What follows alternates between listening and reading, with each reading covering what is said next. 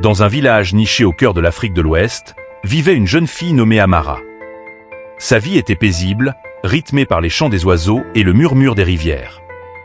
Amara vivait avec son grand-père, Mambé, un homme respecté pour sa sagesse et ses connaissances ancestrales. Peu de gens savaient que Mambé était aussi le gardien d'un secret redoutable. Il était un sorcier puissant, membre d'une confrérie secrète. Chapitre 1. Les premiers signes. Mambé sentait ses forces décliner et la mort approcher.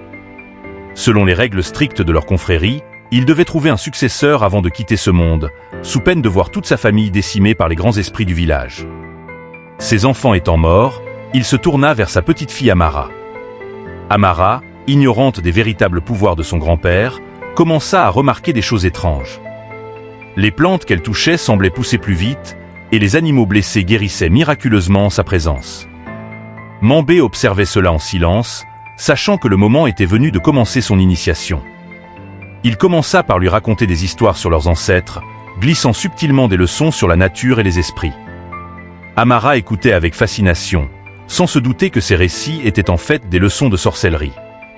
Un jour, il lui donna une amulette, prétendant que c'était pour sa protection. En réalité, c'était un objet de pouvoir, destiné à éveiller ses capacités latentes. Chapitre 2. L'éveil d'Amara. Un matin, Amara se réveilla en sursaut après un rêve étrange. Elle avait vu une femme mystérieuse, vêtue de blanc, qui lui tendait la main et lui murmurait des mots incompréhensibles. En racontant ce rêve à son grand-père, Mambé comprit que les esprits avaient commencé à entrer en contact avec elle. Il lui expliqua que ce rêve n'était pas anodin et qu'elle devait s'y préparer. Au fil des mois, Mambé la guida dans des rituels simples, sous prétexte de tradition familiale. Ils allaient dans la forêt pour cueillir des herbes spéciales, apprenant à respecter les esprits de la nature. Amara sentit une connexion croissante avec le monde qui l'entourait, mais elle ne comprenait pas encore pleinement l'ampleur de ce qu'elle apprenait. Chapitre 3. Les visions et la révélation. Une nuit, alors que la lune était pleine, Amara eut une vision particulièrement intense. Elle se voyait entourée de flammes, tenant une amulette identique à celle que son grand-père lui avait donnée. Les flammes ne la brûlaient pas, mais semblaient plutôt la protéger. Lorsqu'elle se réveilla, elle trouva Mambé à son chevet, ses yeux emplis de gravité. « Amara, il est temps que tu connaisses la vérité », lui dit-il d'une voix rauque. Elle pouvait voir dans ses yeux une souffrance profonde, un mélange de peur et de détermination. Chapitre 4. Le dévoilement du secret.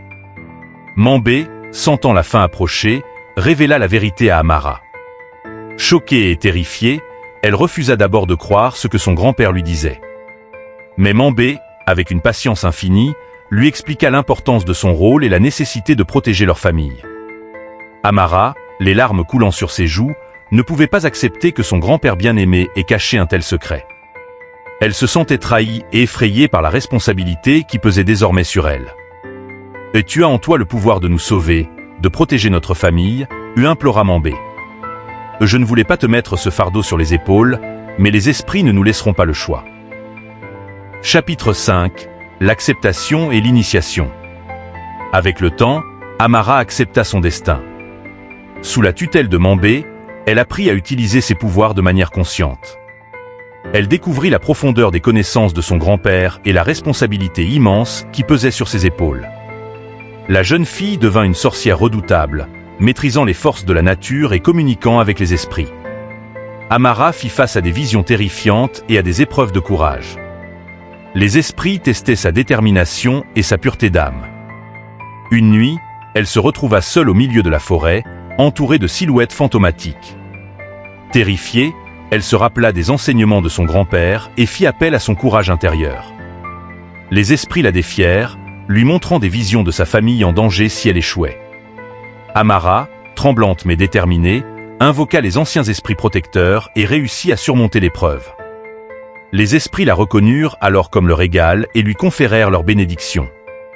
Chapitre 6. La mort de Mambé et l'héritage d'Amara. Lorsque Mambé rendit son dernier souffle, Amara était prête. Elle prit sa place dans la confrérie, honorant la mémoire de son grand-père et protégeant sa famille et son village des forces obscures. Sa transformation de jeune fille innocente en puissante sorcière devint une légende, racontée de génération en génération, rappelant à tous la force et le courage nécessaires pour embrasser son destin. Chapitre 7. Les premiers défis. Amara, désormais reconnue comme une sorcière puissante, fit face à de nouveaux défis. Un autre sorcier, envieux du pouvoir d'Amara, tenta de la déstabiliser. Il envoya des esprits maléfiques pour troubler ses nuits et rendre malades les villageois. Amara, consciente de la menace, décida d'affronter le sorcier.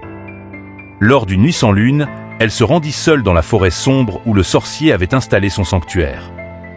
Les arbres semblaient murmurer des avertissements, mais Amara, forte de la bénédiction des esprits protecteurs, continua. Elle trouva le sorcier, entouré d'ombres malveillantes. Une confrontation épique s'ensuivit, mêlant incantations, rituels et forces spirituelles. Chapitre 8. La confrontation.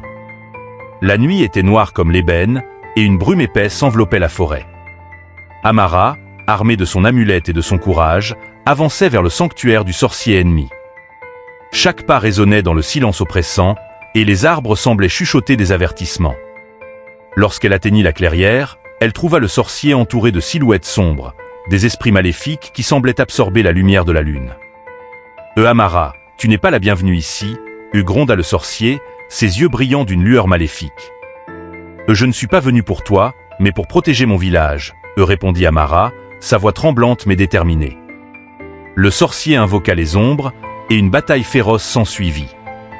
Amara utilisa tout ce qu'elle avait appris de Mambé, invoquant les esprits protecteurs de la forêt et canalisant leur énergie à travers son amulette. Les esprits de la nature répondirent à son appel, enveloppant Amara d'une aura lumineuse qui repoussa les ombres maléfiques. Chapitre 9. La victoire et la rédemption. Après une lutte acharnée, Amara parvint à invoquer un esprit ancien, gardien de la forêt, qui chassa les ombres et neutralisa le sorcier. Ce dernier, vaincu, implora sa pitié. Amara, montrant une sagesse au-delà de son âge, lui offrit une chance de rédemption à condition qu'il jure de ne plus jamais utiliser la magie pour le mal. Le sorcier, humble et repentant, accepta et quitta le village. Chapitre 10. Le retour au village. Après cette victoire, Amara fut accueillie comme une héroïne.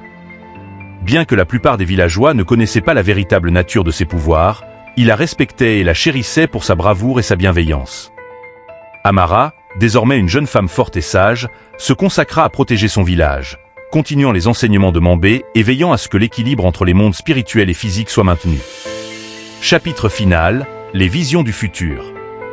Amara continuait à avoir des visions, mais elles étaient désormais plus claires, des guides pour ses actions futures. Une nuit, elle rêva d'une grande sécheresse qui menaçait de dévaster le village. Les esprits lui montrèrent un rituel ancien qui pourrait invoquer la pluie. Avec l'aide de quelques villageois de confiance, elle prépara le rituel. La cérémonie fut intense, mêlant chants, danses et offrandes aux esprits de l'eau. Peu de temps après, des nuages noirs se rassemblèrent, et une pluie salvatrice s'abattit sur le village, sauvant les récoltes.